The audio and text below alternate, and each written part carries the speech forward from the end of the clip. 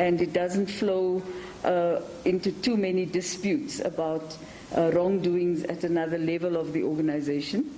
We also looked at fairly in-depth preparations for local government elections. So we will be going to local government elections. Apparently, a date has been announced, but it has not been promulgated as yet, towards the end of October this year. And we are then activating our elections machinery to begin to pull itself together and start working on messages. A baseline research is going to be done. And also looking now at the whole process of candidate selection. And we have implemented the decision to appoint a elections committee, which is led by Halima Mutlanti. It's independent of all elected structures. It acts on its own. It will have its own infrastructure. And these are the people who will give the guidelines and how things are to be run for local government elections, with quite a tight understanding of the caliber of person that we would like to see emerging from community-based interventions on who a councillor must be. We also looked at the amendment to Section 25 of the Constitution, and spent almost a day discussing mainly what the ANC's views would be on that. As you know, that is a very important matter. It is a parliamentary process, but that doesn't mean that political parties cannot have their own views and discuss those views. We did discuss the implementation of the step-aside resolution and implemented it, confirmed its implementation. And we took into account several reports of the Integrity Commission, which had provided reports for 2020 and none yet for 2020, well, 2 for 2021. So the NEC began by looking at the fact that this is the 25th anniversary of the adoption of the Constitution by the Constituent Assembly, and the genesis of the Constitution in the African claims, as well as the Freedom Charter. And ANC will respect, uphold, and advance our country's Constitution. We were very clear about that in all our discussions. ANC members must live according to the values of social justice, respect for humanity, equality, selfless service, and adherence to the rule of law, commitment to build a united, non-racial, non-sexist, democratic, and prosperous South Africa. Our priorities then for 2021, firstly, to act together with all South Africans to defeat the COVID-19 pandemic. We're also engaging in an international campaign which looks at vaccine imperialism and working with organizations, and at the government level, I suppose the government is working with other countries to try and get a waiver to the problems that disallow countries from, in fact, producing their own vaccines. Thirdly, to forge ahead with a fundamental renewal of the ANC in line with its core mandate and values, to strengthen developmental and participatory local government and achieve a decisive win in the upcoming local government election. We're very aware of the difficulties we have at local government level. We're not hiding anything under a bush. We're looking at what to do and how to do it, and to build a better world and a better Africa. So we also wanted to say to all of you that we want to defeat COVID-19 and applaud all frontline workers. We think our government has done a good job in terms of holding down the pandemic. We're not sure if a third wave is on its way, but whether it is or not, we still believe that people need to adhere to the COVID-19 regulations as best as possible. Continue to the second phase of the Alliance COVID-19 campaign is to focus on adherence to the prevention and participation in mass vaccination campaign that has begun now, and on the 17th we understand the next batch of vaccinations will begin. I'm saying that it is an alliance campaign because we have agreed with our allies, both COSATU and the SACP, that we will work together on this as a campaign. Vaccines and treatment should be sourced from all available sources. This is the call we made to our government, including BRICS partners such as Russia and China, in conformity with our country's laws and regulations.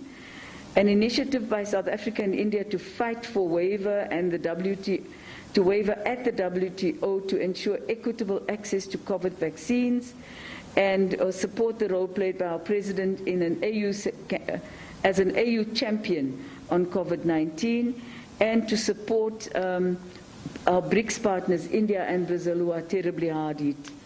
On the land reform and redistribution debate, we looked at the process of amending Section 25, which the ANC's view was it needs to be more explicit to make provision for the expropriation of land without compensation. Even though currently there is a law that allows you to expropriate land for public use, we believe that the Constitution itself needs to have that embodied in its wording.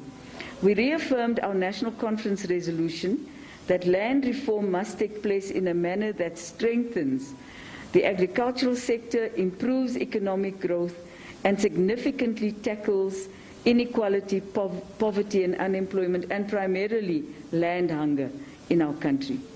The NEC received a report by a group of people that we had put together, led by Comrade Matthew Sposa, to look at very specifically the amendment and the wording on the amendment. I'm not going to go through that. I think it's quite technical. It's safe to say that our primary objective is to have an explicit way in which the Constitution is articulated. So that report is still, as you know, a matter of debate, will be a matter of debate in Parliament, and our MPs will participate. We will continue to look at how the debate goes and how we need to work with other political parties in order to strengthen what we want out of that debate. And a lot of what we got came from the public participation of people in various parts of the country. On local government, we still believe that we have to strengthen the concept of the district development model, which integrates government's service delivery from national, provincial, and local, instead of the current mechanism which separates local government as an entity from the other spheres of government formally in a very many different ways. And this has created blockages and also has in many ways not allowed us to meet our obligations to communities to deliver basic services, to ensure popular participation, and to drive local economic development. Empowerment of cooperatives and SMMEs, we spent a bit of time discussing that. It's a pity that those are the clips that were not leaked, unfortunately, just on a lighter note, because that was the much more content-worthy part of our 3 days together. We looked at the empowerment of youth and women and the promotion of more skills development to enable people to participate more directly in making local government a working entity. That we stress that all ANC members and structures must indeed ensure that as we prepare for BGMs and community meetings to elect candidates, we are deliberate in selecting candidates with the necessary capacities, experience, and skills, and who are really people who know what hard work means, and who will be able to service the people and practice all forms of ethical conduct. The NEC also stressed the importance of the principles of continuity, gender equality, and the representation of young people in the local government structures. I must say that the ANC Youth League now has a voice, very powerful voice of 2 women who attend the NEC meetings, and they were very vocal about the fact that there needed to be a much younger cadre of people who represented people in wards at local government level. On unity renewal and the state of the ANC, this NEC discussed in detail the state and cohesion of our organization. We noted with concern the continued factional divisions and divisive public pronouncements which make the impression of an organization in crisis. Fundamental to these challenges is the critical process of implementing the mandate of the 54th National Conference to build unity of principle in action, combined with the task of ensuring organizational and societal renewal. As you know, a portion of a clip that one of our provincial chairs that was making a statement is the only thing that resonated in the media over the weekend. Let me dispel the fact that he did not continue to talk about how the ANC is building itself from the ground up. So the clip that went out from Stan Matabati is was very, what do you call it, when people redirect a message. It redirected a message where he was trying to explain in the meeting the fact that it would appear that we are full of, disagreements and so on, and yet it is the ANC is the only political party that boldly goes to the Zondo Commission and puts itself out there and is asked questions and explains what it is doing and is accountable publicly in a manner that no other political party has done. The ANC is the only political party that is on the ground currently building back its structures, even though COVID had decimated our capacity to energize, but it didn't decimate the will of the members of the ANC to participate in the body of the organization. So our work is continuing, and the meeting welcomed the reports of organizing an election subcommittee in this regard, a very lengthy report, which was very detailed, and I don't think you want us to share that with you necessarily. Since the last NEC meeting, over 2,000 branch general meetings have been held, and regional conferences have started. Local structures and regions are also continuing the campaign against COVID-19. I just want to say that we don't on an everyday basis come to the media and say, we've now launched branch XYZ, or we've, this region, 2 regions in the Northern Cape were able to hold conferences over the weekend. And we would hope that at some point that would interest you, so that you know that there is an infrastructure at work that is beginning to build itself back. We are very committed to bringing the mandate of the 54th to restore the unity, renewal, and integrity of our organization, despite the very difficult and complex challenges of our current period. In the spirit of criticism and self-criticism, we reflected on our modus operandi and our conduct of NEC members, and most members and NEC members agreed to adhere to organizational protocols and practices, including the notion of collective leadership, that none of us in this ANC acts on our own. We take mandate from the National Working Committee, the NEC of the ANC. So none of us are able to, in fact, act independently. Everything we do comes from a mandate. We express concern about a concerted and well-resourced campaign to sow division and confusion in the ANC. And in this regard, we're referring very specifically to General Mudau, as well as RET forces, which is clearly just a faction, raising its head in the ANC throughout the country. But it is the kind of things that they say that are quite important to note.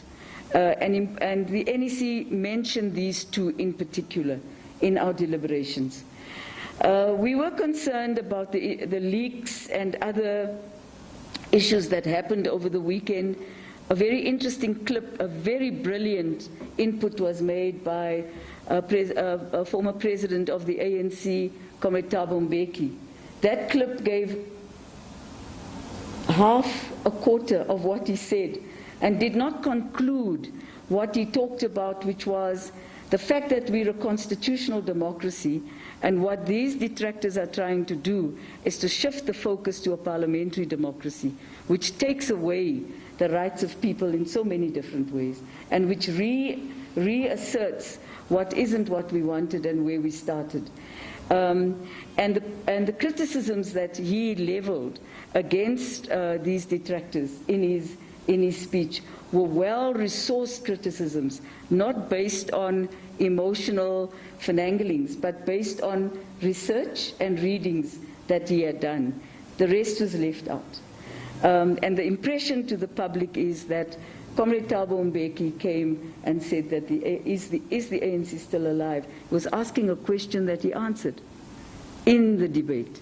Very sad that we would be treated with such disrespect through leaks that then get published all over the place.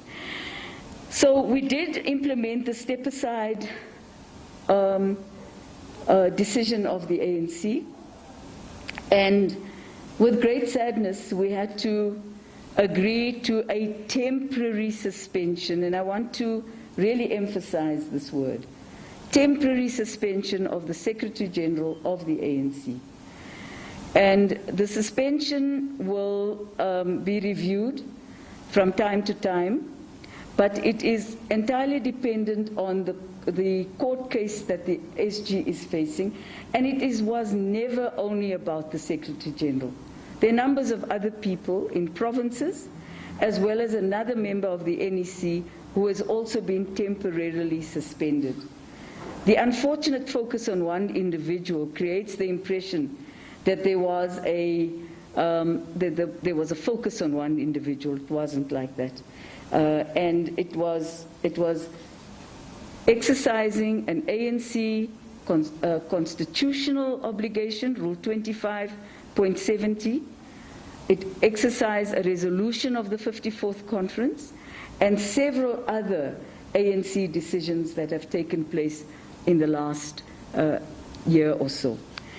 We adopted terms and conditions that would cover what happens when a person is an office bearer, a member of parliament, a minister, an MPL, councillors, and so on, and what would happen to them if they step aside, so that we were not depriving people of their livelihood, and we want to make that very clear.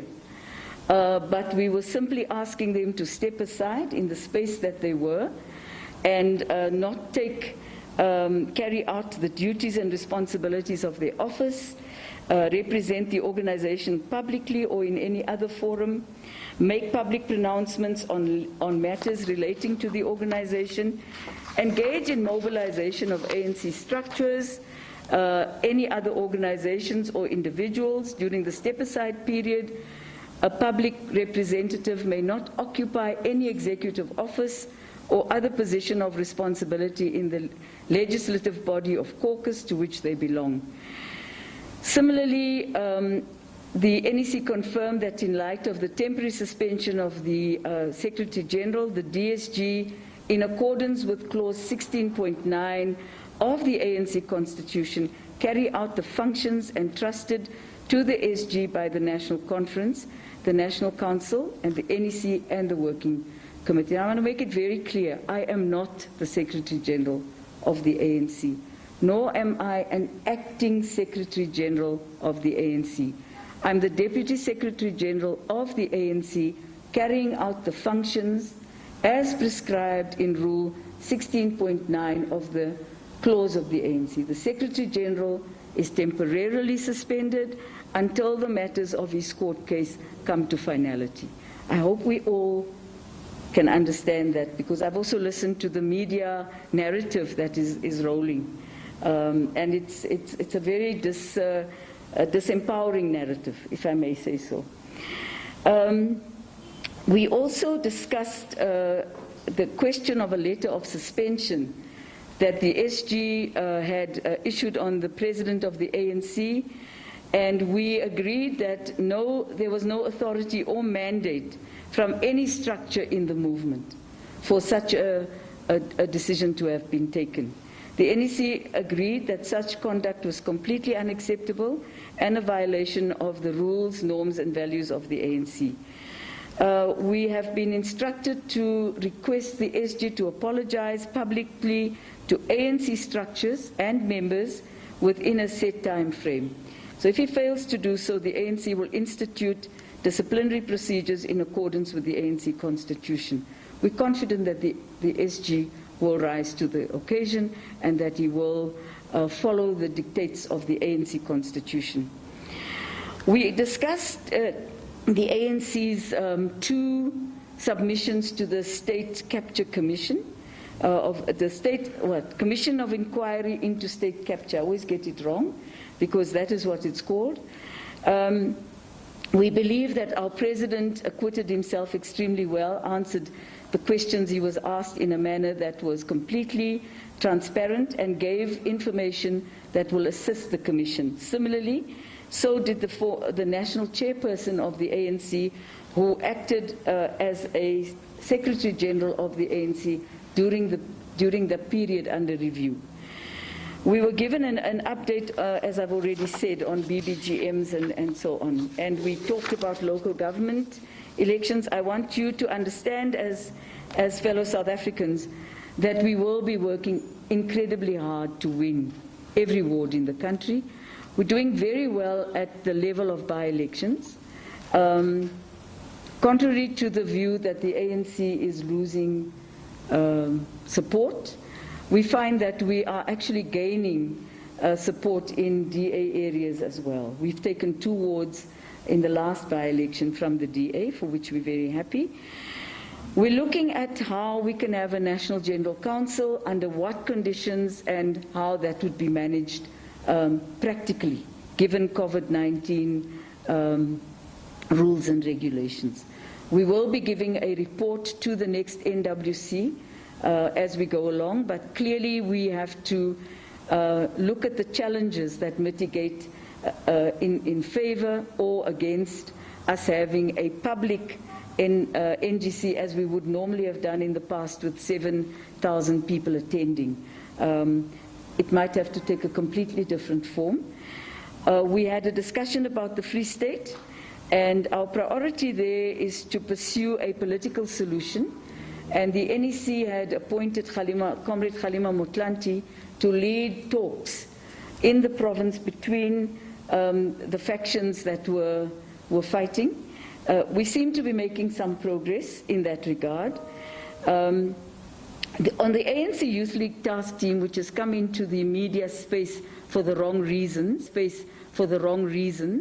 the NEC reverted to the fact that a person who is 35 years or older cannot be on the NYTT, and it's affecting approximately 6 people, and all of those 6 people will be requested to not participate in the NYTT, because that would be wrong, and that is being done by the NYTT as we speak. We're also verifying people's birth dates and all the many accusations that are flying around, so that we give the truth as it is, no matter how difficult it might be to swallow. We looked at what happened in Mpumalanga. There was a bit of violence, not a bit of violence, quite serious violence in April. A task team was set up, which I led, and I'd asked Comrade William Mkhize to continue with, to look at what causes the violence in that particular province. The work is ongoing. What we have agreed is that we will not stop this province from going to a provincial conference, and we will assist the Nkomazi sub-region, where it seems the real hotspot is, to overcome some of the factional issues that cause violence in the area. On the Northwest, let me just say that the NEC discussed quite a bit that the Northwest has been experienced instability for too many years. Some of us could recall that this goes back 40 years, and that there is a grave impact on organization, governance, and service delivery. We are insisting that the IPC, the Interim Provincial Committee, must be allowed to continue to discharge its mandate. And we would hope that we can take this province as a matter of urgency to a provincial conference and elect leaders. However, we will continue to work with that province to undermine the consistent breakages that occur, the kind of rhetoric that doesn't seem to end. This is the 60th anniversary of MK, of Mkhonto weSizwe. We will be having in December, on December the 16th, a celebration to commemorate the 60 years. Just to remember that MK was set up, but not only by the ANC, but a combination of the alliance. It was MK, it was the ANC, SACTU, as well as the SACP that was involved in the running and the operations of MK. So it has to be a combined celebration of all of us. I think that's. I think also we discussed the questions of patriarchy and misogyny, not only in the ANC, but generally there seems to be an upward language problem, women being attacked in a very derogatory manner, on Twitter, on Facebook. The general respect in terms of language usage against women seems to be much, much more negative in our society at large. And we've decided that we will continue and upgrade our work in terms of the gender-based violence as well as femicide. We also discussed some of the matters that were raised by our allies, such as non-trading holidays for May Day, for Freedom Day and election days. We could not really make a determination on those because that is a matter that we have to ask the government to do the proper processes in NEDLAC and public hearings to consider. We talked about Mozambique, expressed concern for what is happening in the northeast corner of Mozambique. An analysis that we did make was some of the issues also relate to socio-economic conditions and the poverty levels of people in that part of our continent. We looked at, we have a very good relationship with Sinn Féin, and we are supporting Sinn Féin's bid for a united Ireland. And there's a group of South Africans who is assisting Sinn Féin at the moment to look at how we could assist them. We discussed Cuba. We congratulated the new leader of the Cuban Revolution. We continue to work with Cuba and very grateful for the Cuban doctors who support us in our country, as well as the prospect of Cuban engineers who might be able to support us with some of our water difficulties. We discussed Palestine and the recent attack on the Palestinians outside of the Al-Aqsa Mosque and the removal of people, and condemned the actions of the government of Israel in this regard. The NEC was closed by our president, who said, "We must remember that the trust and support of the South African people should never be taken for granted for as long as we are divided as a leadership, for as long as we fail to act against corruption, and unless we put the needs of our people first, we will struggle to restore the credibility of the ANC. The people of South Africa are looking to this leadership to provide direction, to decisively respond to the challenges in our country, and to accelerate the radical economic and social transformation of our society." Can I just repeat that? The President says, and to accelerate the radical economic and social transformation of our society. So there's no need for a faction to be making this call when it is a core call of the ANC. The NEC meeting has provided firm foundation for the work that we have to do. Our task now is to build on the progress we have made and fulfill the expectations of our people. Thank you very much for your attention. It's long. Thank you very much, DSG. We have got a WhatsApp line where other mediums that could not come here are allowed to raise their questions. So, Amos, you'll just consolidate all the questions that are coming on the WhatsApp line. Okay. You can start there. No, it's not a problem. It's me who's directing the meeting. Can you start, Juanita? No, wait. I'm coming to you. Can you start and ask? All of you are going to have a chance to ask. Thank you very much. Question from my side.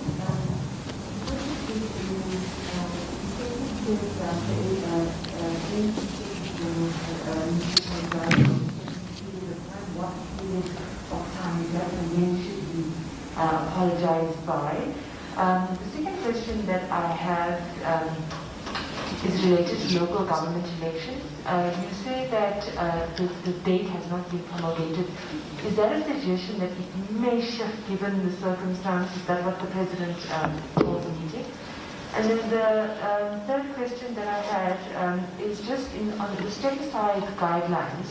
There was a part in what the President said yesterday that said that people will step aside on full pay. I just want to know, how will the ANC reconcile the rules of Parliament and legislatures? Are people just going to have these extended holidays paid for by taxpayers? Thank you very much. Okay. Bali. Hi, Jessie, Bali from Newsroom Africa. I just want to ask, we saw from the SG last week saying that he is appealing the decision for him to step aside. How far is that process? Can he even appeal the suspension, and who will it be handled by? And also, we also know that we've seen a number of your NEC members saying that the step-aside regulation or resolution is being used to target the Secretary General. If you can just add on to that. And my last question, we heard from the President as well saying that there will be some sort of retreat. If you can just give us an indication of when can we expect this. Thank you. Okay. Thank you, Mbali. I'm C.B. Madia from Eyewitness News. My colleagues have asked questions about the timelines regarding the suspended Secretary General. I just want to find out, there is an issue around the appeal. You know, when you look at Rule 25.70, it says it's a temporary suspension, and I think it's implemented based on protecting the image of the organization against the actions of an individual. In this case, obviously, Ace Mahashule. He says it's appealed. How does it work? Because it doesn't seem to allow for room to appeal, while the guidelines actually create room for that. I just want clarity on that. Can we ask for the overall number of people who were asked to step aside, who have stepped aside, who has been issued suspension letters? And my last one for now, the issue around the targeted campaign that you speak of. You mentioned the RET forces. You also mentioned former General Mojo Mutau. When did the ANC move from indulging the former general, because I understand it's met him before, to deciding as part of a targeted campaign? Thank you. Abongile Tumako, SABC News. Just to add on what my colleague Juanita asked about the Secretary General in coming forth and making that apology, do we know yet how you guys expect him to make that apology? Does he call a press conference? Does he write a letter to you and make an announcement? How? And then number two, with regards to the links that you made reference to, Madam Duarte, the fact that it's a concern, I also read over the weekend that it's a concern to you, that you're going to take legal action against those who are sort of doing this thing of taking these photos. Do you know who are those people who have done that? Has that thing, as far as the legal part of it is concerned, taken place? Thank you. Okay, Gavin.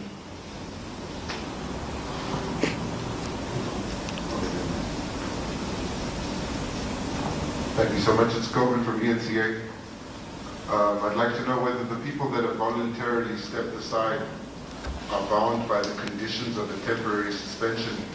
More directly, will people who have stepped aside voluntarily be allowed to contest for positions at regional and provincial conferences?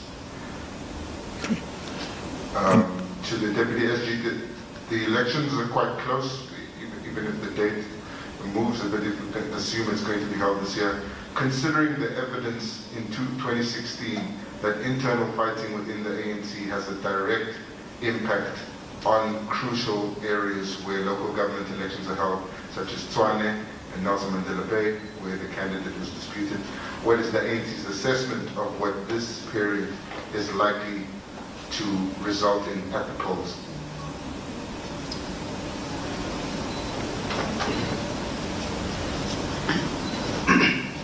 Okay, there are questions here, DSG, that also came. Oh, okay. I just want to ask, on the part of the ANC Youth League, the NYTT, I remember when they were being unveiled or their names being announced as the 35 team member team, there was a question coming from us in terms of, did you assure yourself, because sometimes they use usually this tendency where people who are into the ANC Youth League are found to be above 35. And there was this direct question that was very specific. Did you ensure that this team that is here, it meets the constitutional requirements of the ANC constitution? And there was assurance on the part of the ANC leadership that no, everything is above board. But now, what is surprised when even more than 5 members, not one, are found to be overage in violation of that very constitution. How did the process of appointing them, of selecting them take place such that they would even bypass that scrutiny? And how did you find out, like, way after a month after they were actually announced? Thanks, DSG. There are a few questions as well coming from the WhatsApp line. It's Tembile from Bloomberg. Is there a particular reason why the timeline for the SG to apologize has not been stated? If not, how long does he have? Was anything decided on actions which will be taken against those who refuse to work with the Commission of Inquiry? Is the former president amongst those who will be suspended? In this case, for the trial, set to get underway next month, and asked to step aside as ex-officio member of the NEC. This is now Sianda Sitole from the Witness newspaper. When is the exact date that the SG will come to apologize in public? Will the ANC have the special national conference as the branches have asked? Zintle again from independent media. What's the ANC's plans for campaigning ahead of the elections and ensuring campaigning sticks to COVID-19 regulations? There are worries about another India situation where campaigning adds to people gathering in numbers. That's what we got online. Thanks, TSG. Oh, Lord. Okay, thank you very much. Firstly, let me just say that there is a suggestion that the SG should apologize in...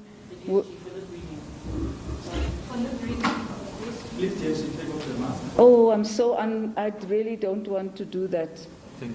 But I'll do it, although I'm saying very openly that you're asking me to, so that none of you change your mind, So don't change your mind. I understand. Thank you very much. Okay, the NEC decision is that the Secretary General should apologize to the ANC community and also to South Africans. Firstly, this letter that suspends a sitting president in a manner that it was done could have had many repercussions and would have perhaps had repercussions. People started calling from other countries to verify.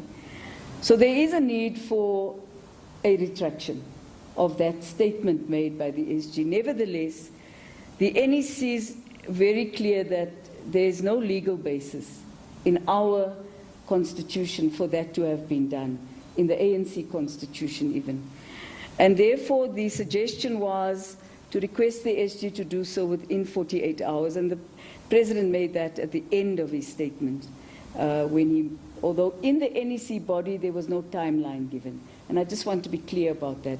We're hoping that within this week we will see the SG doing so, hopefully, and we'd really encourage him to do so.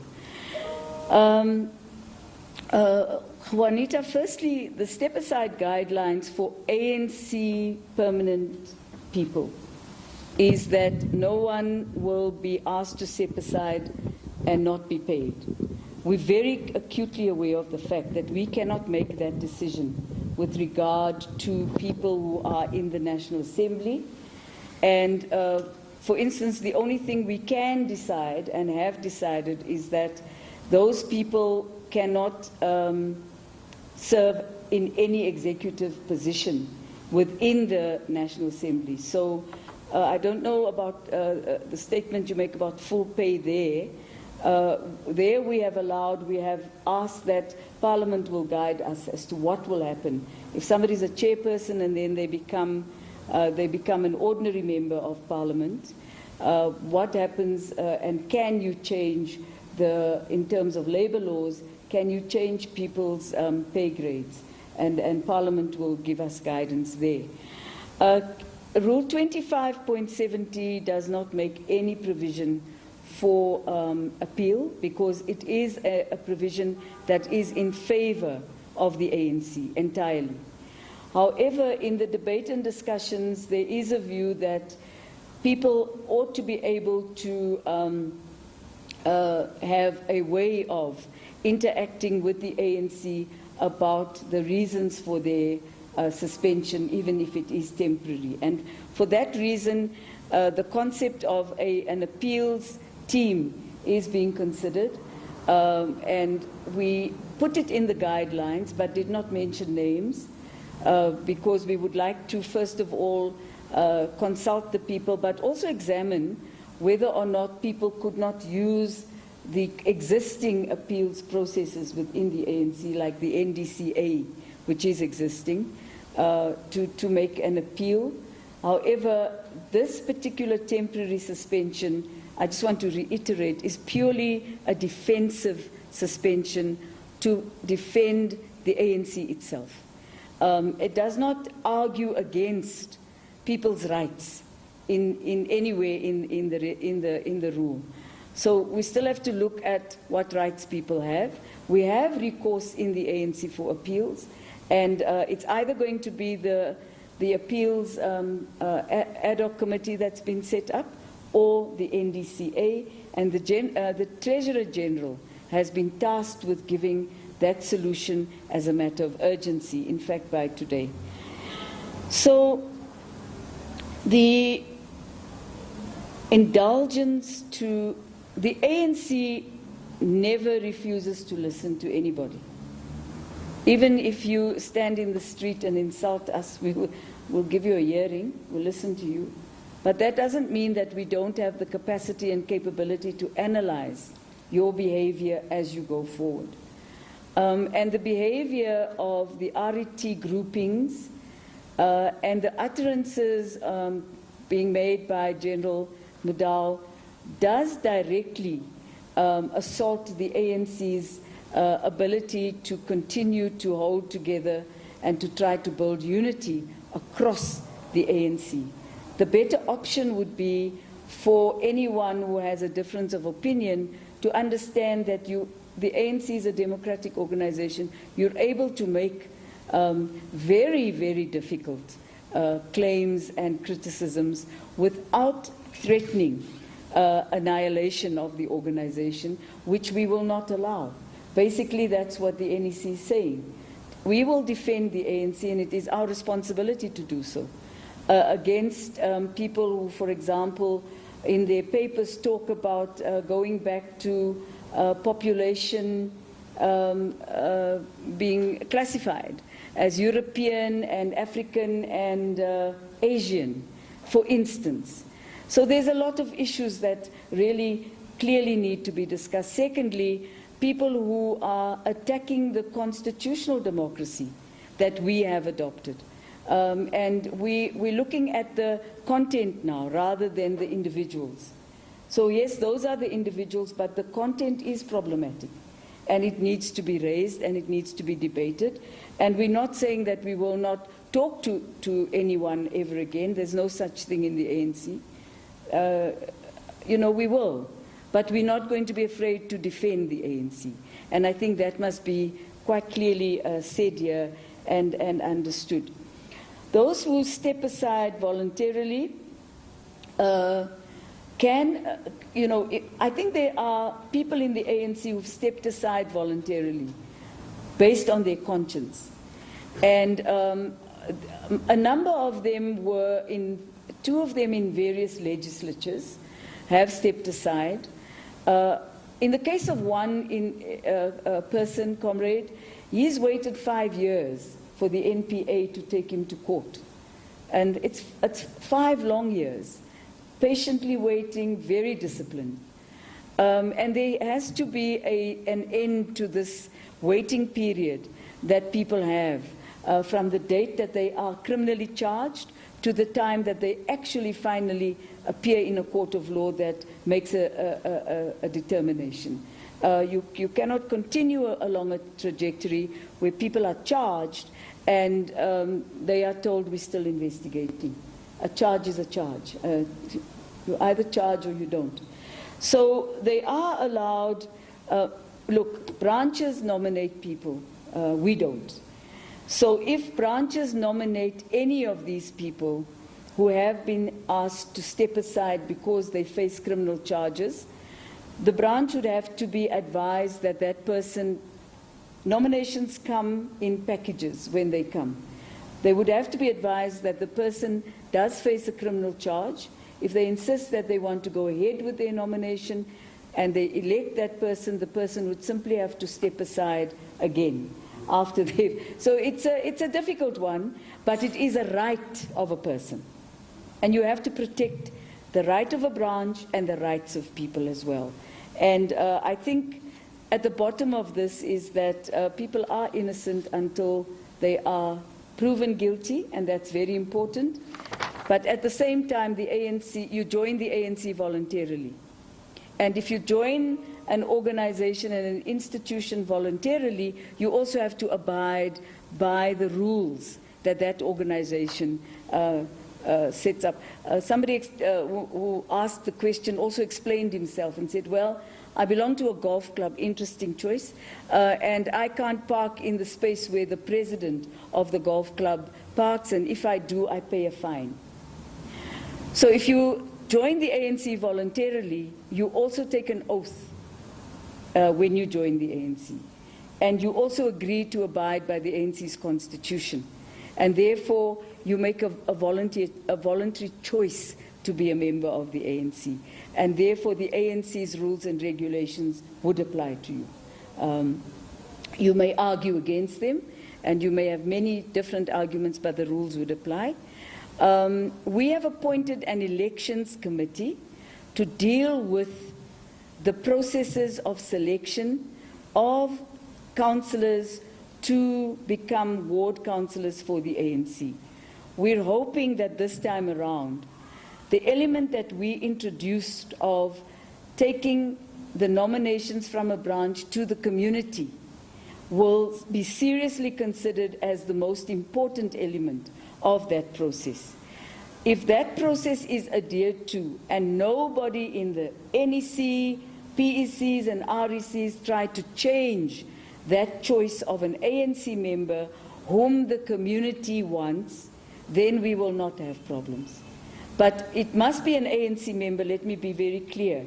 We will go to a community meeting, but the community also has to accept that we need to field a person who's a member of our organization and not insist on a person who's not a member of the ANC to become an ANC councillor. I hope that is clear.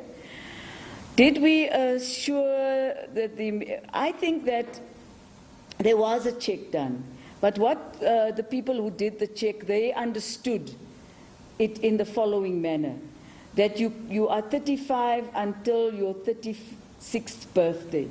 And that is not what the constitution of the ANC Youth League says. And that is why we took it back to the NEC. And that's where decisions are made and corrected if they are wrong. To review that and to ensure that we're very clear that on the day that you turn 35, you have to depart from the ANC Youth League. And I hope that's very clear, and it is in the constitution of the ANC Youth League, which must apply. I think I've answered Bloomberg's question. What will happen to people who refuse to go to the Commission of Inquiry? Will we take action? We didn't discuss that. So I can't give an answer, and I'm not, I can't just give an answer from where there was no discussion. On a special national conference, our constitution says that we could have a special national conference if 75% of ANC branches in good standing make such a demand. We've not had that. We've seen a group in KZN asking for that thus far. So, you know, you can only really take it seriously when it is at that level. And it has to be 75% of the branches who make that request for a special national conference to happen. Our campaign plans, I will not share our campaign plans with you. Unfortunately, I just have to say that very openly. Nobody does that. We will make sure that we do not campaign in a manner that is going to put any life at risk or become or add to the crisis of COVID-19. But I think it wouldn't be right for the media to ask us to share our campaign plans with you so that you know, our opposition can know. We need to surprise the opposition with our campaign plans. It has to be a surprise. It has to be exciting. Thank you very much. Sorry? Sorry? We didn't agree on a date of the retreat. We agreed that we would have a retreat. We didn't agree on a date for such a retreat. Okay, there are a few online questions, DSG. They're complaining that the mask was hiding your face, the newsroom. Oh, you want? Is it not 5 to 4 yet? No, it's still 5:30. You can do 10 minutes. Okay, we have got one question from Jan Dilange Fraport. The ANC want to reduce staff by 50%. What is the remuneration level of former ministers who are now employed in Lituli House? And they say in brackets Malusi, Gigaba, Nomvola, etc. Will they also be reduced in numbers? That's the only question. I think there's a question also that came from Lizeka. Lizeka Tando, Mail and Guardian. DSG, can you share if there will be an independent body that will be reviewing the appeals? How will this process work? Also with the local government elections, can you share if the mayoral candidates will be selected from the regions or will the NEC also make a suggestion? Those are the two. Is the follow-up? Okay, the DSG has got to go by 5 to 4. She has got another meeting. So we've got to just... Okay, Gavin, CD. Thank you so much. Gavin again. I just wanted to check whether any disciplinary action has been taken against so-called radical economic transformation forces. And secondly, is the ANC ready to disclose its funders in accordance with the Political Party Funding Act? Will you be able to do so before these elections? Okay. TV Media, Eyewitness, sorry. TV Media, Eyewitness News. Just a quick question, just going back to my question about the number of people who stepped aside and those who've been served with suspension letters. I'm asking for the actual, still asking for the actual numbers. About the ANC's finances, it's been making headlines. Is this party completely broke? What is the status? What is actually happening? There's something else. Sorry, go. That's a good question. Got distracted by my colleagues. There's another question I need to ask. About the Free State. What are the actual timelines? You have been speaking about a political solution for a while. What are the timelines towards supposedly a provincial task team? Thank you. Okay. Okay. No, those are the... Many things. Yes. Okay, let me first say to Jan de Lange, I'm not going to reveal, nobody tells people how much people earn. And I think that's really not a correct and proper question to be asking. We don't do that. Why would we do that? You know, the unfortunate part of that leak was that the Treasurer General was explaining that since the deadline of April, when the funders of the ANC are now required to make themselves known. See, it is not just the ANC that must put it in an annual report. I just want to explain that as well. We don't, every time we receive a bit of funding, no, it goes into an annual report. Funders have been reluctant to fund the ANC. That is the fact of the matter. because many people who funded the ANC may also have been funding other political parties, frankly speaking. So they don't want to be known that they funded the ANC, or they fund the ANC and they believe that it might be bad for business. Let's put it bluntly. Or that it was good for business at a time is no longer so. It is a difficult one, but let me just reiterate. It is the ANC who asked for this Party Political Funding Act. Can I just repeat that? Because there seems to be some idea that we are against it. We asked for it. We knew that there would be consequences. And the reason we asked for it was so that we could deal with a matter of how do you support and fund democracy in a democratic state. And that's where we want to go to. It's difficult. I'm not going to stand here and say we're not having financial difficulties. It's a well-known reality. But I also don't think that the ANC is going to cave in because of that. We will find a way to survive legally, above board, and we will report in our annual report when the time comes and when we're ready to do so, and not before that. I also think that it was an unfortunate, sensational way that it went out to the public when it reduced staff by 50%. The labor law does not allow us to simply willy-nilly reduce staff by 50%. We have to go through various processes if indeed we make such a critical decision. And if we have to make that decision, we will do so using labor laws and being very legal about it and making sure that we do it in a way that is fair and is just.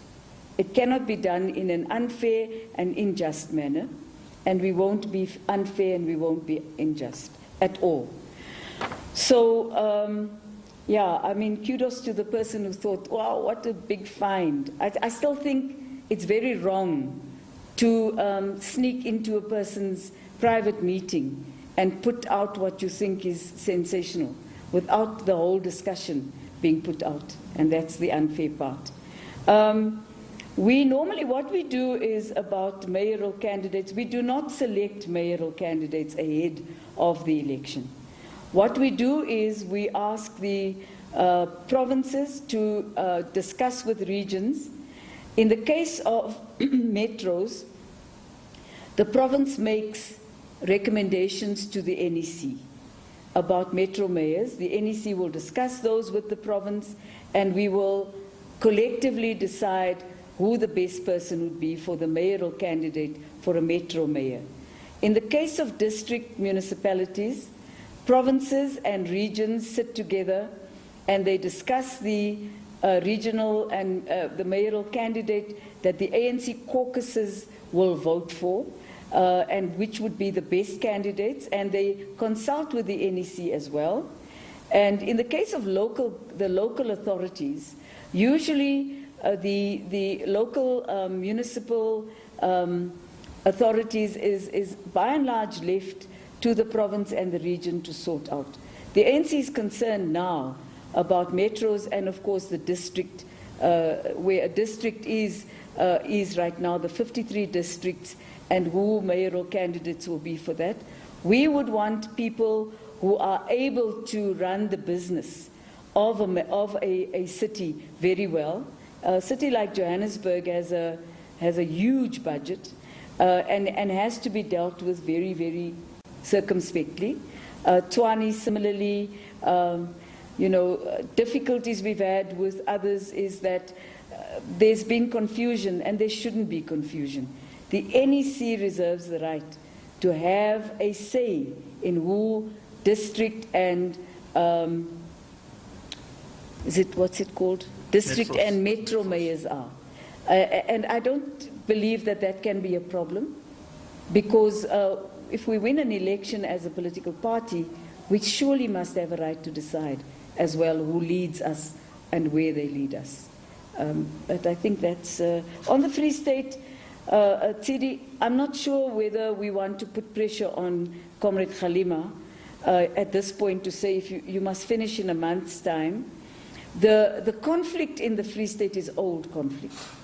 And we've all tried to bring together the two very dominant factions that have been vying and fighting for control of the Free State.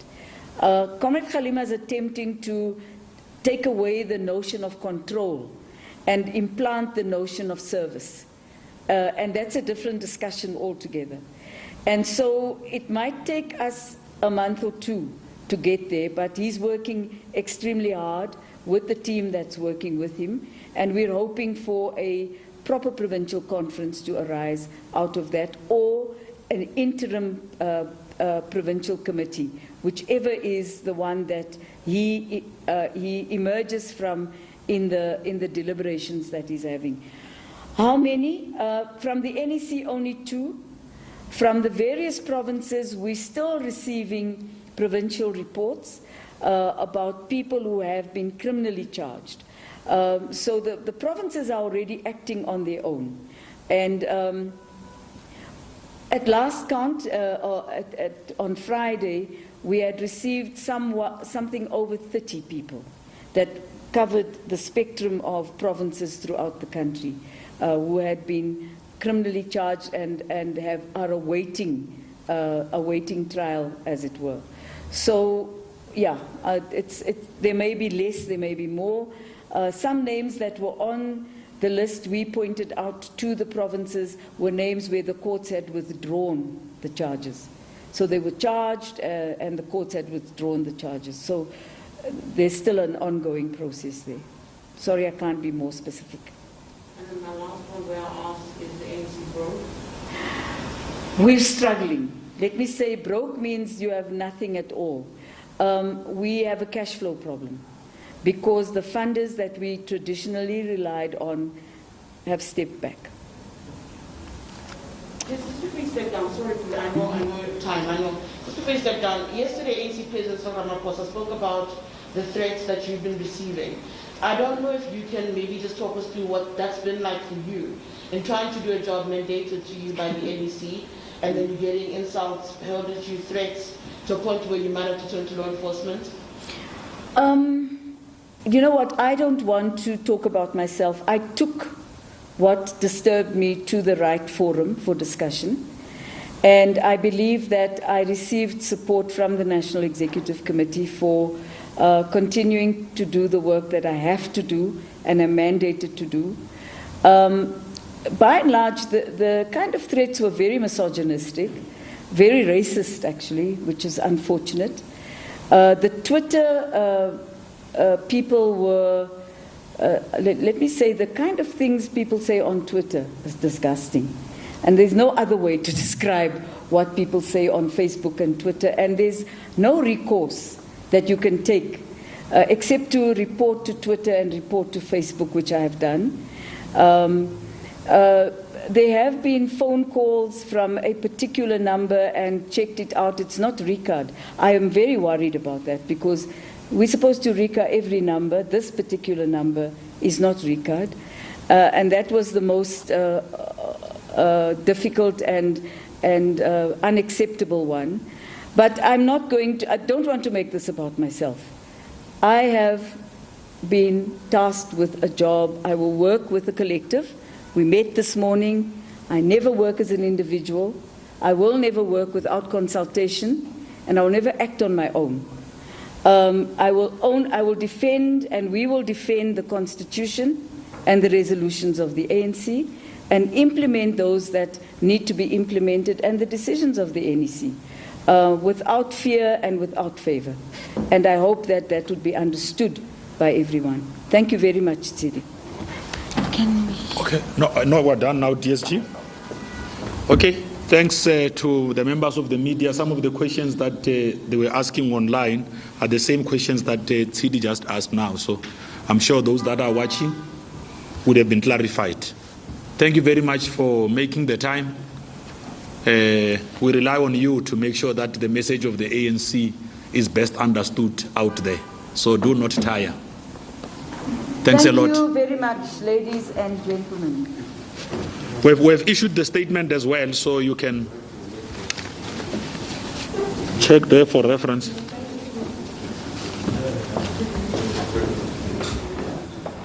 All right, so that brings us to the end then of the ANC media briefing on the outcomes of the ANC NEC meeting that was held over the weekend. Of course, Jessie Duarte there, who is the Deputy Secretary General. She has emphasized the point that she is not the Secretary General, nor is she an acting Secretary General. She said that she is the Deputy Secretary General that is carrying out currently the functions of the Secretary General. So clarification there, of course, Pule Mbabe facilitating that, the spokesperson of the ANC. We'll continue to have more conversations on that briefing with our reporter who is there for us this afternoon. That's Abongile Dumako. So we'll have that chat after the break. Let's take a short break. I'll be back with more news after this. Welcome to SA Today.